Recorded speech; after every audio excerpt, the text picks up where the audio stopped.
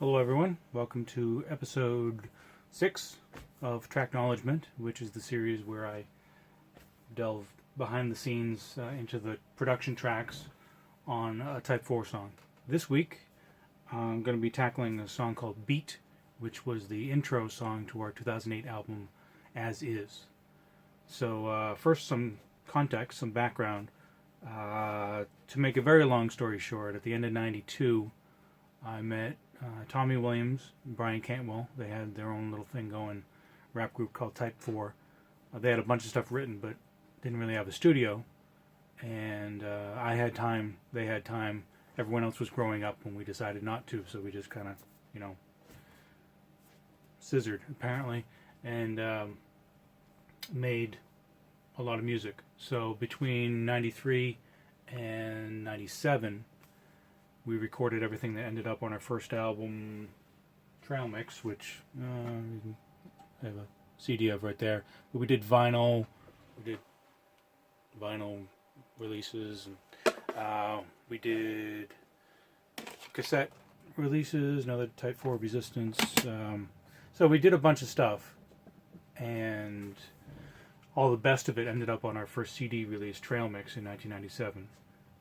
And then we went on tour, 98, played everywhere around New York and New England, played CBGB's twice, which I'll be proud of till the day I die. And then after the tour, we got back, and we were kind of, the end of the tour was disastrous, and we were sick of each other, so we kind of went our separate ways for a little bit. And we fell into our own little separate addictions. Not all of them drugs. Myself, I fell into the addiction called the internet. America Online was my thing. And, suddenly all communication was gone because I had dial-up and I was online all the time. I was on Movie Madness and other, message boards, bulletin boards, whatever they were. Guess Movie by Plot. Which is a hell of a lot of fun, but no one could talk to me, so I became even more of a hermit, and no one could talk to each other through me, because I was kind of the center of communication, and I had the house and the studio and everything. But my phone was busy all the time. So anyway, I'm making a long story long here. By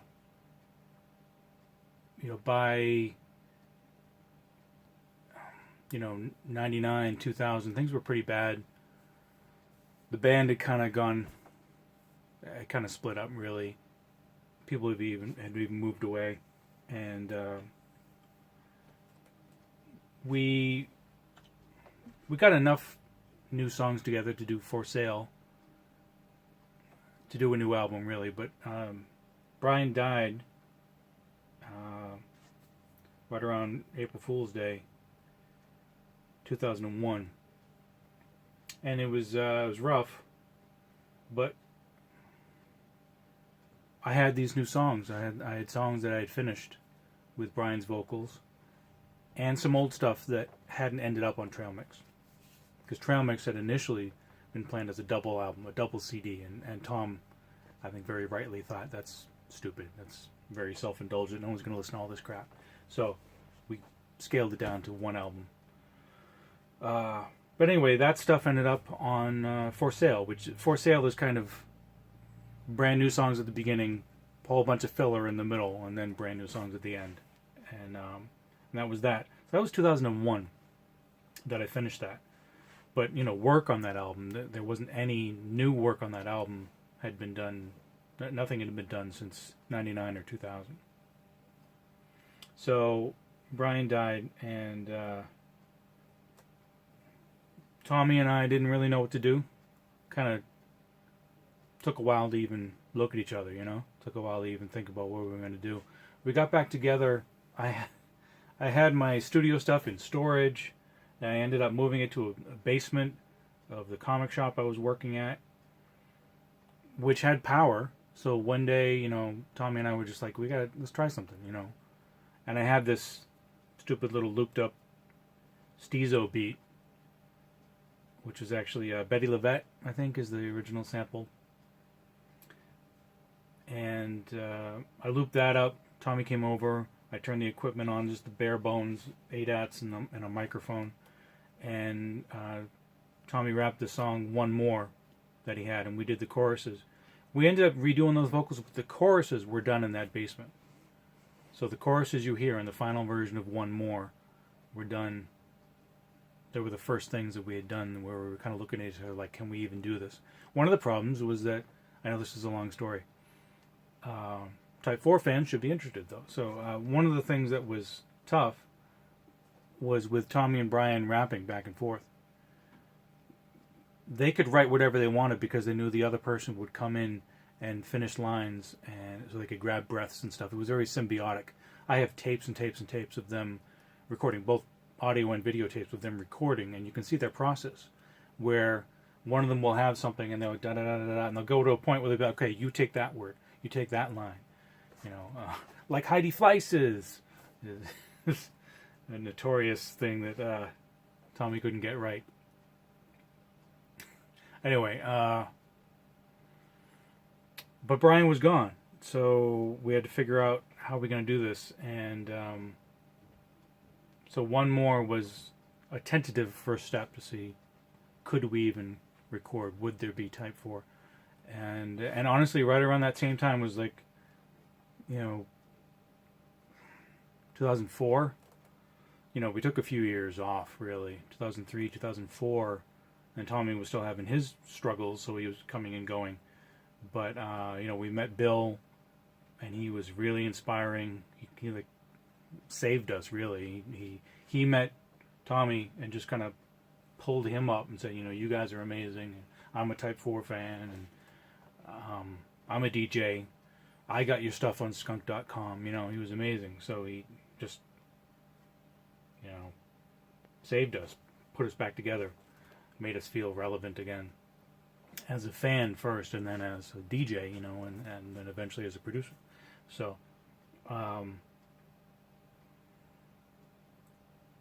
so we got back together to record new stuff, and suddenly, we had a few new songs. We had enough songs where, let me take a look at. So, yeah, we did One More. We did $3 Wine. I wrote Sad Song. Tommy had Get So Cool, which is like an old verse. He did a spoken word thing on Lucky. By now, he had spent a couple of years like shoplifting Kerouac and Bukowski and stuff from various places, bookstores that aren't even there anymore. So he outlived bookstores. But he was really into Kerouac, really into the beat poets, Burroughs, and just everything. That kind of, not just the words, but the whole ethos, the whole feeling of it. He was feeling a little out of it, So it was cool to find a voice. And that came through. As Is shows a couple of things. It shows that we'd started to kind of go back and rediscover punk music. So you get something like HMI, Oh, sat me down on a that's based around a orchestral version of a Sex Pistols song. Anyway, so we kind of had the whole thing done, and we wanted to do an intro. We wanted to do a short little track leading into the album, sorry. And Beat summed it all up, Beat poets, and Tommy had this Kerouac sample from a tape of Kerouac reading out loud. So I've got that. I have the tracks here. This is going to be slightly different than being able to easily click around through all the reason stuff, because these are tracks that were recorded on the ADATs on SVHS tapes, which is the way I did it from 93 until very recently. So I was ahead of the game, and then I was a dinosaur. You either was going to do some kind of Dark Knight thing, you know, live long enough to become whatever. So this was 16 tracks, 15 really, because one of the tracks was a MIDI sync tone. So I had to figure out where to put things. So there's even multiple things on the same tracks, but I'll point that out. So we'll start with the Kerouac thing that Tommy brought on a cassette tape. Where's this? Here we go. And what I did is I took him talking, sampled it, chopped it up, looped it. Here. Everything is going to the beat, the beat, the beat, the beat to keep, the beat of the heart, being beat and down in the world, the beat to keep, the beat of the heart, the beat, the beat. Everything is going to the beat, the beat, the beat, all that. the beat to keep, You get to the beat to end. keep, the beat of the heart, the beat, the beat, the beat, the beat, the beat. Little things like that. That's me just sampling that, looping it. Overall, so there was that. I knew that had a rhythm to it, that had a beat to it. So I wanted to loop that over the beat. The beat. And I had two philosophies going into this. One of them was I wanted this song to be full of type 4, of the full band experience. So I wanted to sample stuff from Eric Goodridge, who at that point had also died, unfortunately. 2002, I think. And Mike Hass, our guitarist, who was out of the picture at the time and has now since passed. So this song is full of ghosts. I mean, the last song on As is Ghosts of Chula Vista. At that time was just talking about us being on tour and how we kind of left something of ourselves out there on tour. And now it's actual ghosts. It's full of people no longer with us. But so I put in cuts from DJ Cuckoo, Charlie Murphy, who luckily I'm still friends with and he's still around, doing very well. So the band thing, it was Tommy, Brian, Mike, Eric, Charlie, me. I just wanted everything in there. So I wanted drums and a little bit of guitar from Hass to represent Type 4 as a band that really wasn't there anymore. But this is part of what I do, is I produce these songs to sound as if there's a real band going on. The other thing I had in my head, every once in a while, very rarely, I'll want to simulate, replicate, nod towards the feeling that a certain song, that someone else's song engaged in me, evoked in me, and I want to try to bring that out. I want to try to reproduce that feeling. And for this, it was, since it was an opening track, an intro track, there was something about the intro track for, is it Apocalypse 91? No, Fear of a Black Planet, the Public Enemy song. Contract on the World Love Jam, which is a 1.5-minute intro song that Public Enemy did before Fear of a Black Planet. And it's kind of like the way U2's Joshua Tree album starts. It just sounds like a tumbleweed coming in off the desert and gathering strength little by little. It's this little thing kind of starting, and then it all just kind of explodes. I'll play that once I'm into mine, but first I'll play what I did. So the first thing I did after I had that loop, the Kerouac thing, and I kind of added beat to it, is I found this pipe organ sample. It was off of 45. I found, disc digging somewhere. I found this little 45 of someone who had recorded a pipe organ in a cave, in like a big limestone cave. So it had this huge reverb. And I found it, and I put it on key. I had to speed it up, really, to get it on key. But there's clicks and pops and everything. It's vinyl. Let me see if I can find where that is. This is it, I think. Yeah.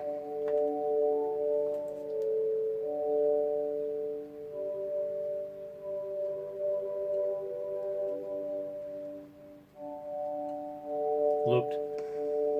So that's it. It's just this. What is that? It's like what Salieri talks about in Amadeus. There's nothing there. Like, it's getting going. It's an old rusty squeeze box. And that, what that duplicated in my mind was the beginning of this, is the Public Enemy Contract on the World Love Jam.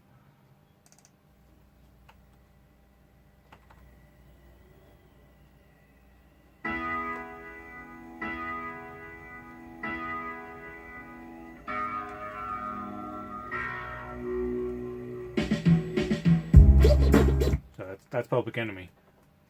What, 91, whatever that is, 89? 90, so it was the year after Do the Right Thing. So that was what was in my mind. So I had that organ sample, and then over that I've got this. It's really cool. This fades in.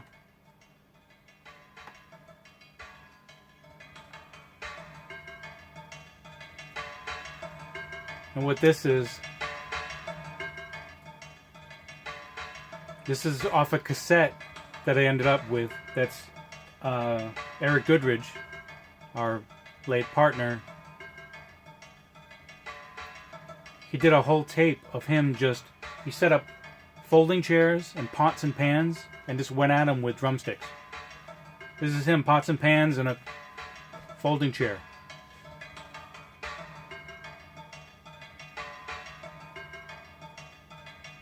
To loop that up.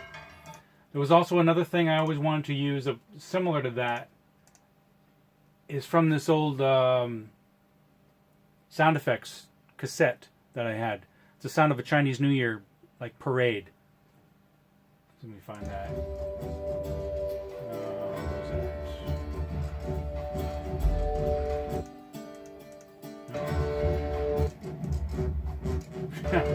Hang on. Oh, here we go. This is the sound of the Chinese New Year.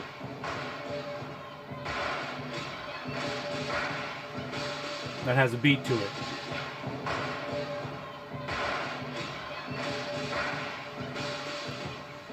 So that fades in at the beginning and just builds, adds to the atmosphere. So, got that.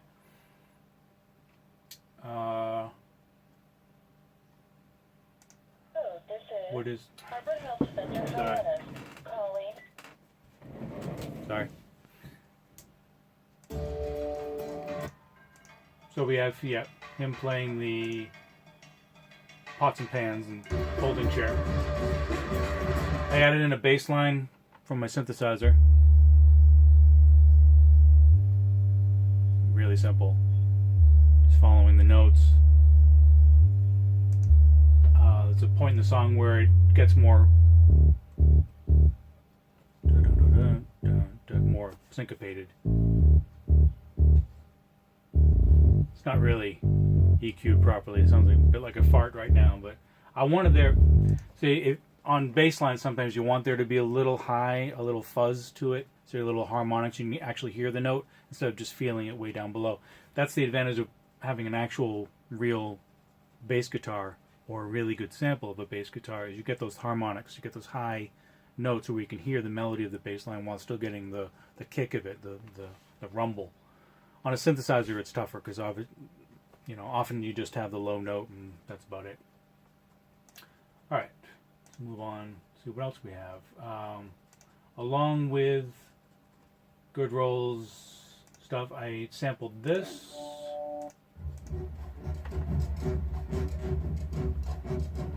Which I got the idea one day. I was in Newbury Comics shopping, and they were playing the Drumline soundtrack from the movie Drumline. That's a hell of a sample, And I think I bought the movie just to sample that. When?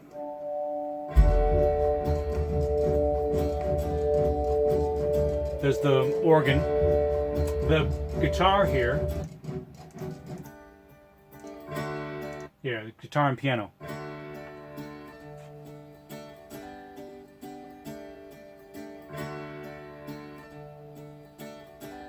That is from a song by my uncle, David Pikus. I have maybe 4 copies of his vinyl, his album, Remembering. Folk stuff. It's beautiful. And I sampled this, figuring no one else is going to sample this. No one else is going to own it, you know? Except those many, many people who bought the album. Sorry, David. Alright, so I'll play everything from the beginning. You can see kind of how it builds. That's the organ. Oh, one little thing. What if not us, who? And if not now, when? Well, if not us, who? Well, if not now, when? That's George C. Scott from Exorcist 3. I think he's quoting or paraphrasing Robert Kennedy or Ted Kennedy. I don't know. Added an 808 thud on the downbeats. We've got the drumline thing going, the Chinese New Year thing coming in, the organ in a cave. Oh, another thing I was wanting to do is this here. So, Sing a Simple Song by Sly and the Family Stone has been sampled to death, but I want to loop it like this.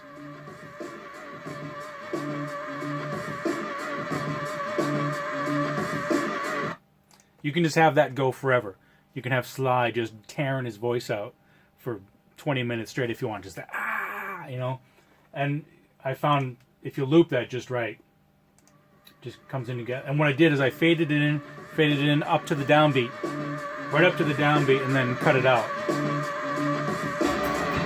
going to the beat, the beat, Kerouac. beat to keep, the beat of the Over heart. that I've got Down in the world.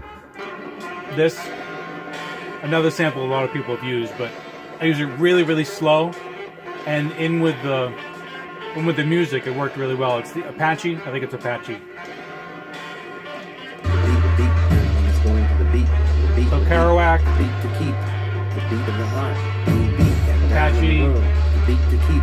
I'm starting to bring in a drum beat by Goodrich, And it's going to the beat, and then with an open beat hi-hat. to keep, the beat of the heart, being beat and down in the world, the beat to keep. Then listen to this, Goodrich.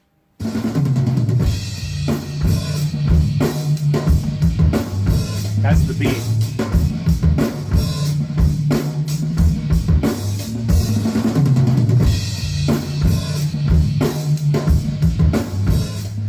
It's from a cassette of him just fucking around, just practicing. And actually Haas was playing along with him, but I EQ'd that out and just had Eric's drums.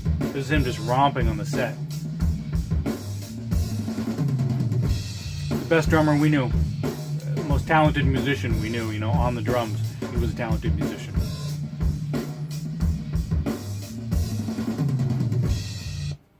That's the drum. So that's the whole first part. Everything builds up to that drum beat coming in with everything else. Apache, drums. Chinese New Year thing still going. Kerouac coming in with this. Let me turn Kerouac up.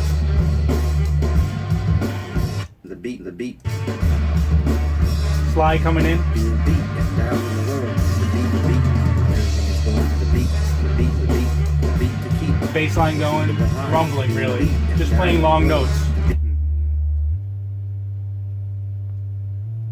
The beat, the beat, the beat to keep, the beat of the heart, being beat and down in the world, the beat to keep, the beat of the heart, the beat, the beat. Alright, at this point, second part of the drum line thing comes in. Listen to this.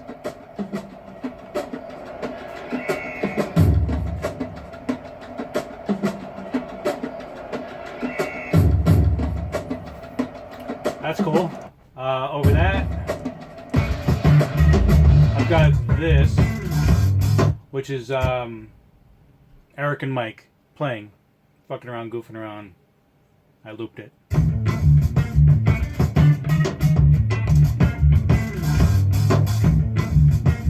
That's him, Haas doing his little like Ren and Stimpy kind of noodling on the guitar. You add the drumline thing in.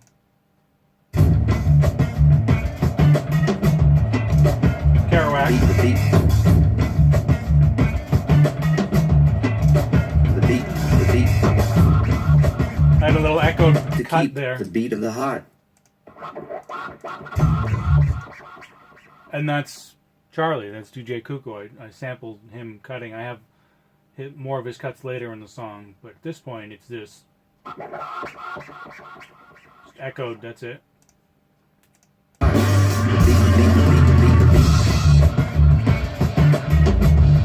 Syncopated bass line. The beat.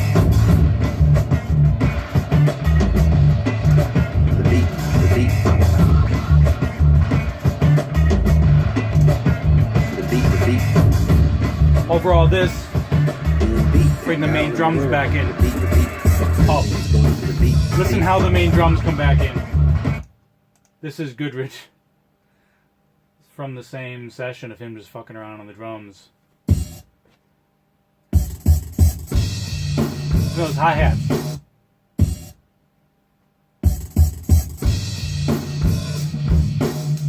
Outstanding. Beat of the heart, being beat and down in the world. The beat to keep, the beat of the heart. Everything's going to the beat, the beat, the beat, the beat to keep, the beat of the heart.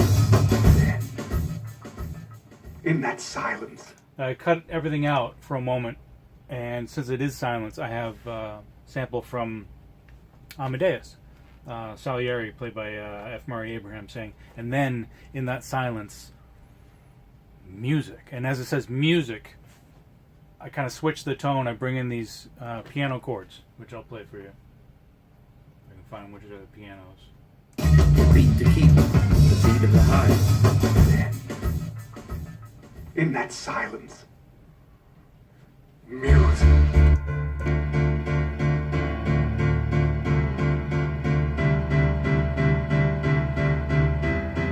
Over that, some drum machine.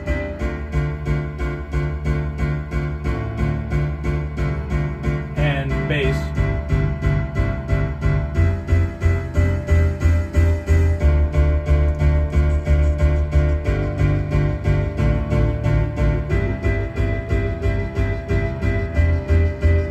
Some very high keyboards.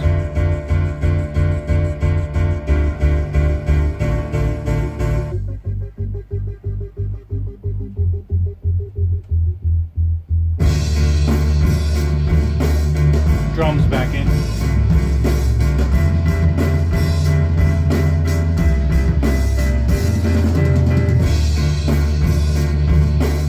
So, the open-minded listener might that kind of piano, those chords and that drum pattern, just a chum chum chum chum, might ring a bell.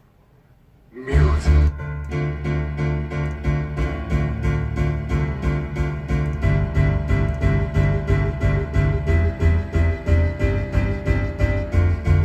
I wasn't copying anything. These are my chords, But to say I was not influenced by Coldplay's "Politic," the opening track to whatever album that was, would be disingenuous. That was Coldplay doing their kind of version of Iggy Pop's, romping dun dun dun dun, that kind of chugging, homage to Little Richard. Here comes the train, kind of chugging on the piano. This is me doing Coldplay, doing Iggy Pop, doing Little Richard.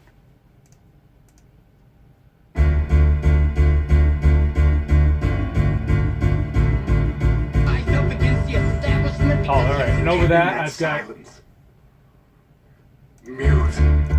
Is it a conspiracy that the music is telling the youth to rise up against the establishment because the establishment is rapidly destroying things? That's from the TV movie Helter Skelter about Charlie Manson.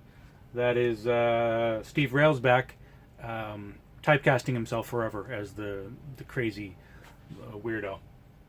Is that a conspiracy? The music speaks to you every day, but you're too deaf, dumb, and blind to listen. Why blame it on me? I didn't write the music. And that is the power of music. This is But in cool. our society, we associate the meaning of music only with words. This is one of the Marsalises, Winton, I think. Winton or Branford, it's Winton, I think. And he was being interviewed, I think, on the Charlie Rose show, something like that, about hip-hop, what he felt about hip-hop. And this would have been, late 90s. and he was not a fan. So he talked about how it's all about the beat, just that boom, pap, boom, pap. I had sampled that initially for a song with Dave Smith, Dave Scribes, D-Scribe. All Day This Beat Goes On, and I stole it from there, from my own song. So there you go. Society, we associate the meaning of music only with words. Well, the music itself, without words, carries much greater meaning than music with words. The words actually, they temper the music. So we get boom, bap, boom, bap, boom, bap. All day this beat goes on.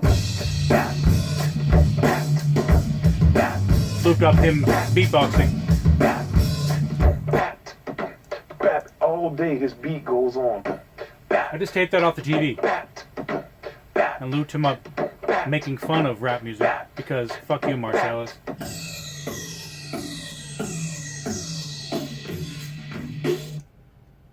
Alright. Much greater meaning than music with words. The words actually, they temper the music. Oh, and over that piano I brought the Apache thing back in, which changes the feeling of that Apache thing because it's going along with chords. The beat to keep, the beat of the heart. In that silence, music. Piano, little high keyboards, like little techno keyboards, really, just for effect.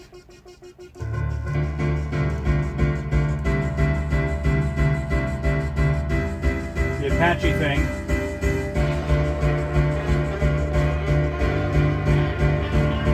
You see all those horns?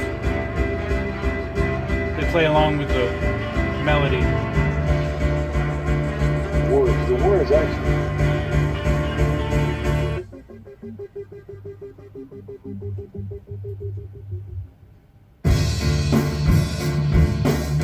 At that point, when the drum comes back in, I add some really nice lead cuts, lead scratching by Charlie, by DJ Cuckoo. Those are here.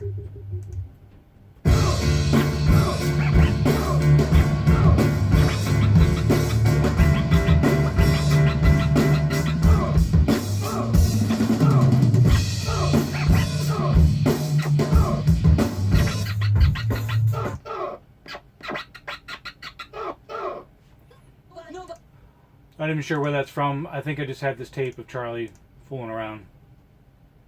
The vocals come in at that point. Rap all day this beat goes on. When the vocals come in, I do something interesting with the drum beat. I added this noise gate. It was right on the beat, which is the first and only time I'd ever really done that. I figured out on my Elisa's 36